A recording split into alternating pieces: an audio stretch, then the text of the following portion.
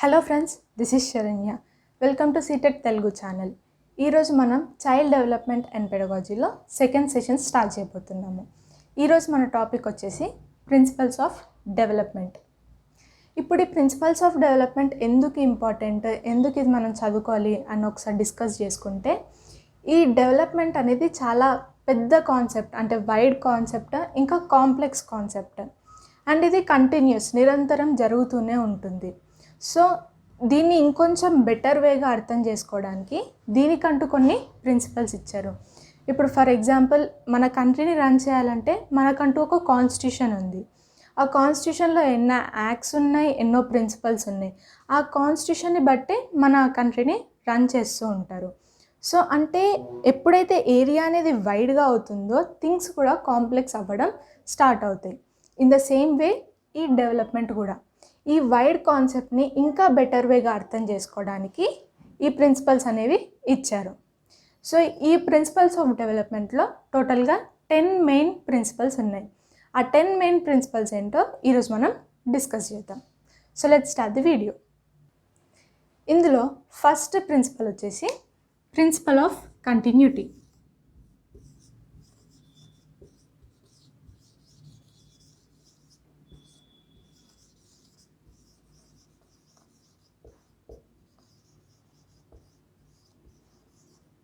ఈ principle of కంటిన్యూటీనే principle of change అని కూడా అంటారు.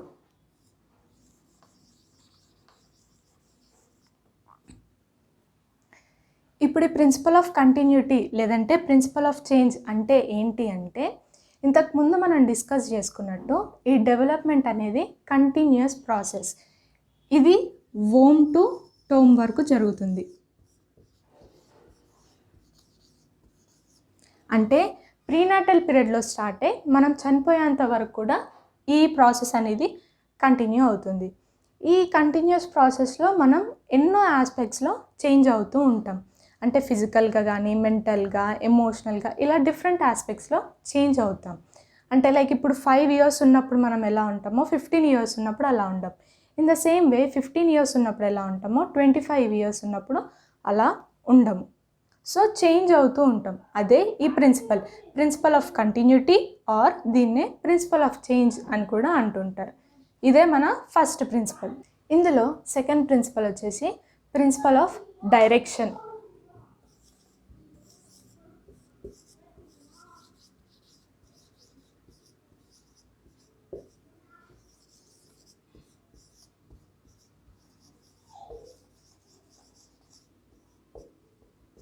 ఈ ప్రిన్సిపల్ ఆఫ్ డైరెక్షన్ ఏంటి అంటే, హ్యూమన్ బీయింగ్ తన లైఫ్లో ఏ డైరెక్షన్లో డెవలప్ అవుతారు అని అర్థం.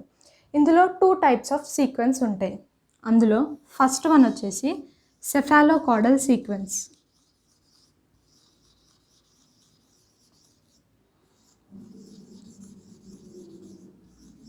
సెకండ్ వన్ వచ్చేసి ప్రాక్సిమోడిస్టల్ సీక్వెన్స్.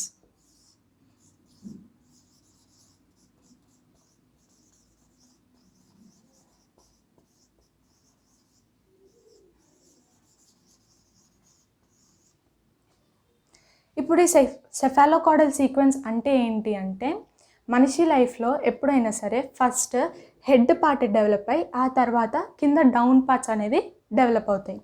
అంటే డెవలప్మెంట్ అనేది హెడ్ నుంచి స్టార్ట్ అయ్యి టో వరకు వెళ్తుంది ఈ డైరెక్షన్లో.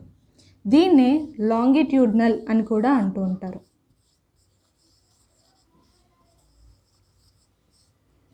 సో ఇప్పుడు ఈ సెఫాలోకార్డల్ సీక్వెన్స్ యొక్క డైరెక్షన్ ఏంటి అంటే హెడ్ టు టో. దీనికి ఎగ్జాంపుల్ చెప్పాలి అనుకుంటే, పిల్లలు 3 months ఉన్న బేబీస్ ఫస్ట్ వాళ్ళ హెడ్ని స్టేబుల్గా ఉంచడం నేర్చుకుంటారు. ఆ తర్వాత మెల్లమెల్లగా డౌన్ పార్ట్స్ మీద వాళ్ళకి కంట్రోల్ అనేది వస్తుంది. అంటే మెల్లమెల్లగా కూర్చోవడం నేర్చుకుంటారు, నుంచోవడం నేర్చుకుంటారు. అంటే డెవలప్మెంట్ అనేది హెడ్ దగ్గర కంట్రోల్ అనేది వచ్చిన తర్వాత కింద డౌన్ పార్ట్స్ మీద కంట్రోల్ అనేది వస్తుంది. అదే మన సెఫాలోకార్డల్ సీక్వెన్స్. నెక్స్ట్ ప్రాక్సిమోడిస్టల్ సీక్వెన్స్ అంటే ఏంటి అంటే, డెవలప్మెంట్ అనేది ఫస్ట్ సెంటర్ పార్ట్స్ నుంచి స్టార్ట్ అయ్యి తర్వాత పెరిఫెరీస్ వైపు వెళ్తుంది. అంటే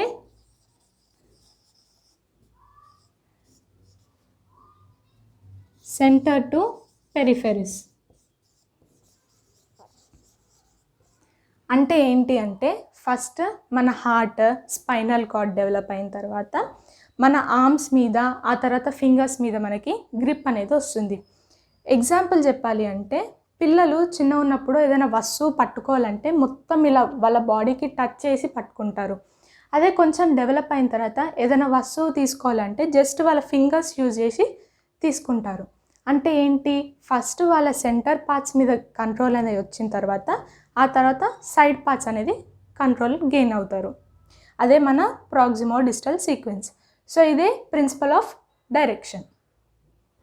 ఇందులో నెక్స్ట్ ప్రిన్సిపల్, థర్డ్ ప్రిన్సిపల్ వచ్చేసి principle of uniform pattern or else sequence.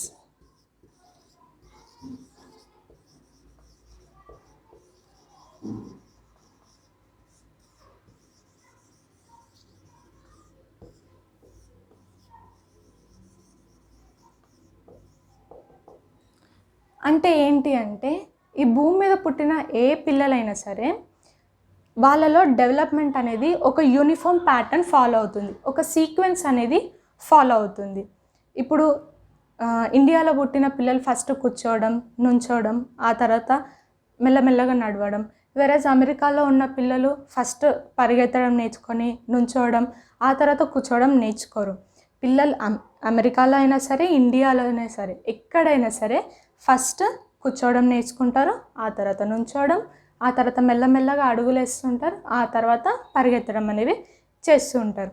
So ఎక్కడైనా సరే డెవలప్మెంట్ అనేది ఒక సీక్వెన్స్ అనేది ఫాలో అవుతుంది. అది ప్రీనాటల్ పీరియడ్ అయినా సరే, పోస్ట్ నాటల్ పీరియడ్ అయినా సరే.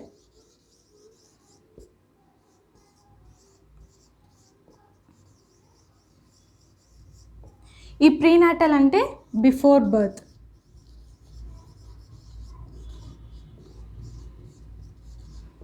పోస్ట్ నాటల్ అంటే ఆఫ్టర్ బర్త్.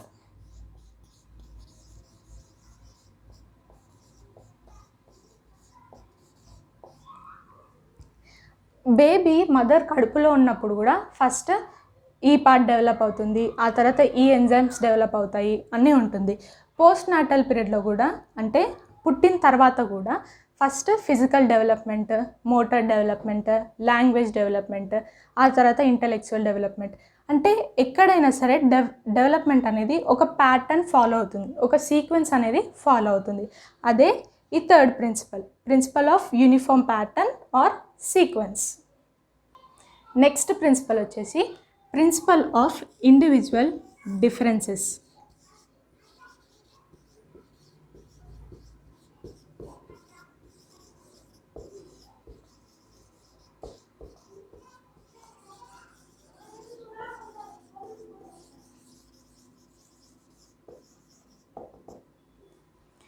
ఇప్పుడు ఇక్కడ మీకు ఒక డౌట్ వస్తుంది, ఏంటి అంటే ఇంతకుముందు ప్రిన్సిపల్లోనే నేను ఏం చెప్పాను అంటే డెవలప్మెంట్ అనేది ప్రతి ఒక్కరిలో కూడా ఒక యూనిఫామ్ ప్యాటర్న్ అనేది ఫాలో అవుతుందని చెప్పాను.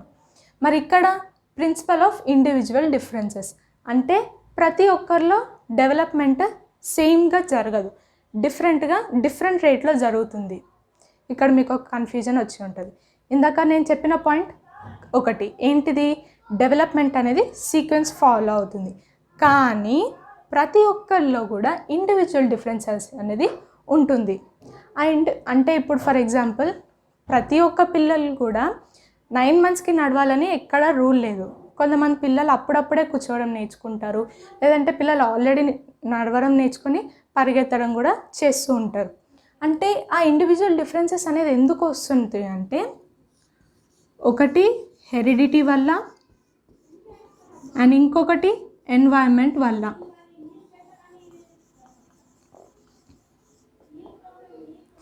ఈ హెరిడిటీ అంటే మన పేరెంట్స్ నుంచి వస్తుంది.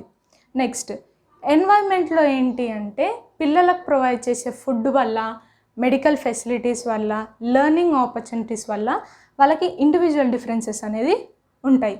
ఈవెన్ ట్విన్ చిల్డ్రన్లో కూడా డిఫరెన్స్ అనేవి ఏర్పడతాయి. సో ఇదే మన fourth principle of individual differences. ఇందులో ఇంకో పాయింట్ ఏంటి అంటే ఈ ప్రిన్సిపల్ ఆఫ్ ఇండివిజువల్ డిఫరెన్సెస్ని principle of joint of heredity and environment అని కూడా అంటూ ఉంటారు.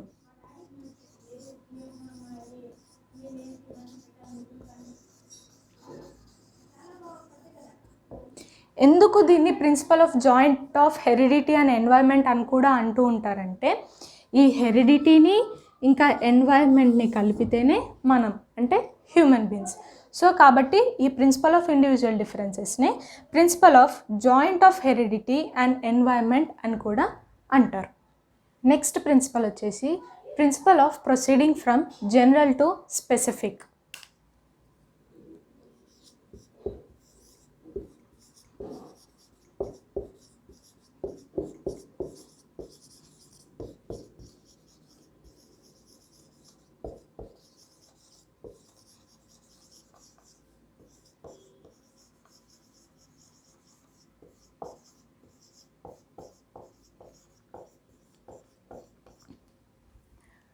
సో ఈ ప్రిన్సిపల్ ఏంటి అంటే, పిల్లలు ఫస్ట్ వాళ్ళ ఎన్వైరన్మెంట్లో జనరల్ థింగ్స్కి, నార్మల్ థింగ్స్కి రెస్పాండ్ అవ్వడం నేర్చుకుంటూ మెల్లమెల్లగా స్పెసిఫిక్ థింగ్స్కి రెస్పాండ్ అవ్వడం నేర్చుకుంటారు. ఎగ్జాంపుల్ ఏంటి అంటే, అప్పుడప్పుడే మాటలు నేర్చుకుంటున్న పిల్లలు వాళ్ళు ఏం చెప్పాలన్నా కూడా ఫస్ట్ సేమ్ సౌండ్ అనేది ప్రొడ్యూస్ అవుతుంది. ఆ తర్వాత సౌండింగ్లో కొంచెం చేంజ్ వస్తుంది. ఇంకొంచెం డెవలప్ అయ్యాక 1 వర్డ్ 2 వర్డ్స్ అలా సెంటెన్స్ ఫామ్ చేయడం అనేది నేర్చుకుంటారు. అంటే ఏంటి, జనరల్ టు స్పెసిఫిక్ వెళ్తున్నారు. దీనికి ఇంకో ఎగ్జాంపుల్ చెప్పాలి అంటే, పిల్లలు చిన్న ఉన్నప్పుడు ఏం కావాలన్నా కూడా వాళ్ళ హోల్ బాడీ యూజ్ చేసి ఏడుస్తూ ఉంటారు. అదే ఇంకొంచెం డెవలప్ అయిన తర్వాత ఓన్లీ వాళ్ళ ఫేషియల్ ఎక్స్ప్రెషన్స్ ద్వారానే ఏడుస్తారు. అంటే ఏంటి, జనరల్ టు స్పెసిఫిక్ వెళ్తున్నారు అని అర్థం. అదే మన 5th principle of proceeding from general to specific. Next 6th principle వచ్చేసి ప్రిన్సిపల్ ఆఫ్ ఇంటర్ రిలేషన్.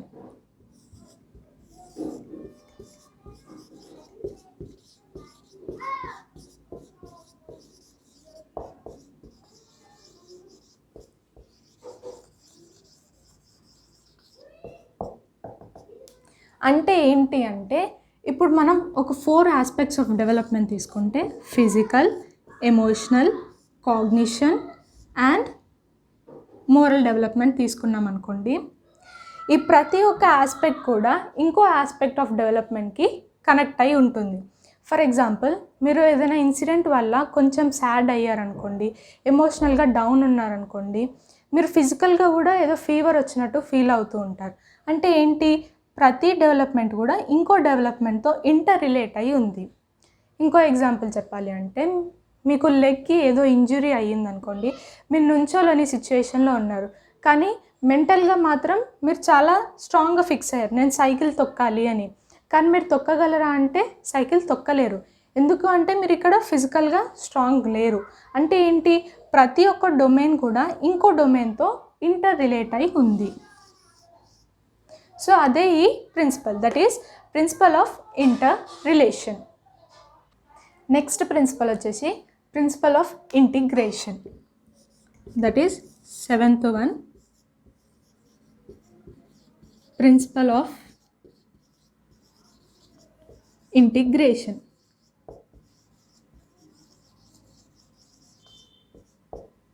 అంటే ఏంటి అంటే, జనరల్ నుంచి స్పెసిఫిక్ వైపు వెళ్ళేటప్పుడు డెవలప్మెంట్ అనేది, డొమైన్స్ ఆఫ్ డెవలప్మెంట్ ఒకదాంతో ఇంకో దానికి లింక్ అయ్యి కలిసి డెవలప్ అవుతాయి. లైక్ ఫర్ ఎగ్జాంపుల్, ఇప్పుడు నేను క్లాస్ చెప్పేటప్పుడు కెమెరా వైపు నా ఐస్ చూస్తున్నాయి, హ్యాండ్స్ రాస్తున్నాయి, నేను మాట్లాడుతున్నాను అంటే నా మైండ్ కూడా పనిచేస్తుంది. అంటే ఇవన్నీ కూడా ఇంటిగ్రేట్ అయ్యి పనిచేస్తున్నాయి అని అర్థం. ఇంకో ఎగ్జాంపుల్ చెప్పాలి అంటే, మీరు సైకిల్ తొక్కేటప్పుడు మీ ఐస్ ఫ్రంట్ రోడ్ని చూస్తూ ఉంటాయి, అలాగే బ్యాక్ నుంచి వచ్చే వెహికల్స్ని కూడా చూస్తూ ఉంటాయి. మన హ్యాండ్స్ బ్రేక్ మీద ఉంటాయి, అలాగే హ్యాండిల్ కూడా పట్టుకొని ఉంటాం. మన లెగ్స్ పెడల్ పైన ఉంటాయి. అంటే ఇవన్నీ కూడా ఇంటిగ్రేట్ అయ్యి వర్క్ చేస్తున్నాయి అని అర్థం. ఇన్ ద సేమ్ వే డెవలప్మెంట్లో కూడా ప్రతి ఒక్క డొమైన్ ఆఫ్ డెవలప్మెంట్ ఇంకో డొమైన్ తోటి కలిసి డెవలప్ అవుతాయి అన్నమాట. అదే మన 7th principle of integration. Next principle వచ్చేసి principle of predictability. Eighth principle వచ్చేసి ప్రిన్సిపల్ ఆఫ్ ప్రెడిక్టబిలిటీ. ఈ ప్రెడిక్టబిలిటీ అంటే ఏంటి అంటే ఏదైనా సరే మనం అంచనా వేయగలుగుతాం. అంటే ఫర్ ఎగ్జాంపుల్ సడన్గా మన టెంపరేచర్ అట్మాస్ఫియర్ మొత్తం కూల్ అయిపోయి క్లౌడీ అయ్యిందనుకోండి, ఈరోజు వర్షం పడుతుందేమో అని ఒక అంచనా వేస్తాం. ఈ డెవలప్మెంట్లో కూడా అంతే. ఇప్పుడు ఫర్ ఎగ్జాంపుల్ ఒక థర్డ్ క్లాస్ బాబు లేదంటే ఫోర్త్ క్లాస్ బాబు తన ఏజ్కి మించి ఎక్కువ హైట్ ఉన్నాడు అంటే, అరే ఈ స్టేజ్లోనే ఇంత హైట్ ఉన్నాడంటే ఫర్దర్ ఫ్యూచర్లో ఇంకా చాలా హైట్ అవుతాడు అని ఒక ప్రెడిక్ట్ చేస్తాం, అంటే ఒక అంచనా అనేది వేస్తూ ఉంటాం. ఇన్ ద సేమ్ వే మన రిస్ట్ ఎక్స్రేని బట్టి ఫ్యూచర్లో మన అప్రాక్సిమేట్గా మనం ఎంత హైట్ ఉంటామో అన్న విషయం కూడా చెప్పొచ్చు. సో ఇది eighth principle, that is principle of predictability. Ninth principle వచ్చేసి principle of maturation and learning. Principle of maturation and learning అంటే ఏంటి అంటే ఈ డెవలప్మెంట్ అనేది మెచ్యురేషన్ తోటి అండ్ లెర్నింగ్ తోటి ఇంటిగ్రేట్ అయ్యి ఉంది అని అర్థం. అంటే ఫర్ ఎగ్జాంపుల్ ఈ మెచ్యూరిటీ అనేది ఏంటి, మనకి మన హెరిడిటీ పేరెంట్స్ ద్వారా వస్తుంది. ఈ మెచ్యూరిటీ అనేది మనకి కొన్ని లిమిట్స్ సెట్ చేస్తుంది. అంటే ఈ లిమిట్స్లో ఉన్న విషయాలు మాత్రమే, ఇందులో ఉన్న యాక్టివిటీస్ మాత్రమే మనం పర్ఫామ్ చేయగలుగుతాం. ఇంతకన్నా కిందకి వెళ్ళలేము, ఇంతకన్నా పైకి వెళ్ళలేము. ఎగ్జాంపుల్ చెప్పాలి అంటే ఒక ఫస్ట్ క్లాస్ పిల్లలకి 10th క్లాస్ సిలబస్ ఎంత ఎక్స్ప్లెయిన్ చేసినా వాళ్ళకి అర్థం కాదు. అంటే వాళ్ళ లోపల అబిలిటీ ఉంది, ఆ పేరెంట్స్ నుంచి వచ్చిన హెరిడిటీ యొక్క అబిలిటీ ఉంది, కానీ అది ఆ ఏజ్కి సరిపోదు. అంటే ఈ మెచ్యూరిటీ అనేది ఏజ్ని బట్టి వస్తుందన్నమాట. నెక్స్ట్ ఈ లెర్నింగ్ కూడా అంతే, లిమిట్స్ని సెట్ చేస్తుంది. అంటే మీరు లెర్నింగ్ ఎన్వైర్న్మెంట్ ఎంత మంచిగా ఉంటే పిల్లలు అంత బాగా డెవలప్ అవుతారు. ఇప్పుడు దీనికి అండ్ మెచ్యూరిటీకి అండ్ లెర్నింగ్కి ఒక ఎగ్జాంపుల్ తీసుకుంటే, హెరిడిటీ నుంచి ఒక బాబుకి మాట్లాడే అబిలిటీ రాలేదు, కానీ మీరు అతనికి ఎంత మంచి ఎన్వైర్న్మెంట్ ఇచ్చినా, ఎన్ని లెర్నింగ్ ఆపర్చునిటీస్ ఇచ్చినా సరే అతను మాట్లాడలేడు. ఎందుకు అంటే అతనిలో మెచ్యూరిటీ లేదు, ఆ అబిలిటీ లేదు. ఇన్ ద సేమ్ వే ఇంకో అబ్బాయికి హెరిడిటీ నుంచి అది మెచ్యూరిటీ అనేది వచ్చింది, ఆ అబిలిటీ ఉంది, మాట్లాడే అబిలిటీ ఉంది, కానీ మీరు ఆ అబ్బాయిని ఒక 4 క్లోజ్ వాల్ రూమ్లో పెట్టారనుకో, ఎలాంటి ఎన్వైర్న్మెంట్, లెర్నింగ్ ఎన్వైర్న్మెంట్ ప్రొవైడ్ చేయకుండా, ఎలాంటి లెర్నింగ్ ఆపర్చునిటీస్ ఇవ్వకుండా ఉంచారనుకోండి, అతను ఎక్స్ప్రెస్ చేయలేడు, మాట్లాడలేడు. ఎందుకు అంటే లెర్నింగ్ ఎన్వైర్న్మెంట్ అక్కడ లేదు కాబట్టి. సో ఈ డెవలప్మెంట్కి మెచ్యూరిటీ అండ్ లెర్నింగ్ ఈ రెండు కూడా చాలా ఇంపార్టెంట్. అదే మన 9th principle, that is principle of maturation and learning. Next last principle వచ్చేసి principle of spiral versus linear development.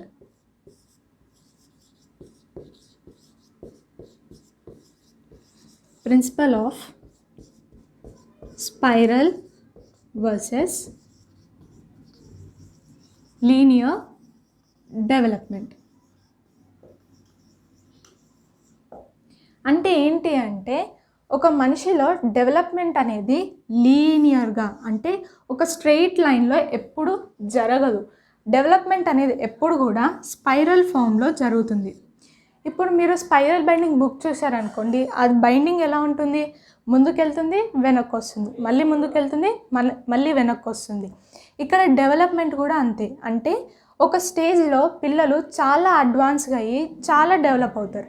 Next స్టేజ్లో కొంచెం రెస్ట్ తీసుకొని వాళ్ళ అబిలిటీస్ని పెంచుకొని మళ్ళీ ఫార్వర్డ్ స్టెప్ వేస్తారు. ఎగ్జాంపుల్ చెప్పాలి అంటే ఇన్ఫాన్సీ స్టేజ్లో పిల్లల్లో ఫిజికల్ గ్రోత్ అనేది చాలా ఉంటుంది, చాలా ర్యాపిడ్గా జరుగుతుంది. నెక్స్ట్ స్టేజ్ అంటే ఎర్లీ చైల్డ్హుడ్లో కొంచెం రెస్ట్ తీసుకొని వాళ్ళ మెంటల్ అబిలిటీస్ని పెంచుకొని మళ్ళీ నెక్స్ట్ స్టేజ్లో ఫార్వర్డ్ స్టెప్ వేస్తూ ఉంటారు. సో డెవలప్మెంట్ అనేది ఎప్పుడు కూడా స్పైరల్ ఫామ్లో ఉంటుంది. అంటే ఒక స్టెప్ ముందుకు వేస్తారు, మళ్ళీ రెస్ట్ తీసుకొని అబిలిటీస్ పెంచుకొని మళ్ళీ ఫార్వర్డ్ స్టెప్ అనేది ఉంటుంది. సో ఇదే మన last principle, that is principle of spiral versus linear development. ఈరోజు మనం ఏమేం టాపిక్స్ డిస్కస్ చేసుకున్నాము అన్నది ఒక్కసారి క్విక్ రివిజన్ చేసుకుంటే, ఈరోజు మనం ప్రిన్సిపల్స్ ఆఫ్ డెవలప్మెంట్ గురించి డిస్కస్ చేసుకున్నాం. అందులో ఫస్ట్ ప్రిన్సిపల్ వచ్చేసి principle of continuity or principle of change. Second one వచ్చేసి principle of direction. Third principle వచ్చేసి principle of uniform pattern or sequence. Fourth principle వచ్చేసి principle of individual difference. Fifth one వచ్చేసి principle of proceeding from general to specific. Next sixth one వచ్చేసి principle of interrelation. Seventh principle వచ్చేసి principle of integration. Eighth one వచ్చేసి principle of predictability. Ninth principle వచ్చేసి principle of maturity and learning. Last principle వచ్చేసి principle of spiral versus linear development. Next వీడియోలో మనం ఈ principles పైన last 10 yearsలో CTET paper 1 and paper 2లో ఎలాంటి క్వశ్చన్స్ వచ్చాయి, ఎన్ని క్వశ్చన్స్ వచ్చాయి అన్నది డిస్కస్ చేద్దాం. ఈ వీడియో కనుక మీకు నచ్చినట్లయితే ప్లీజ్ లైక్ చేయండి, షేర్ చేయండి అండ్ సబ్స్క్రైబ్ చేయండి.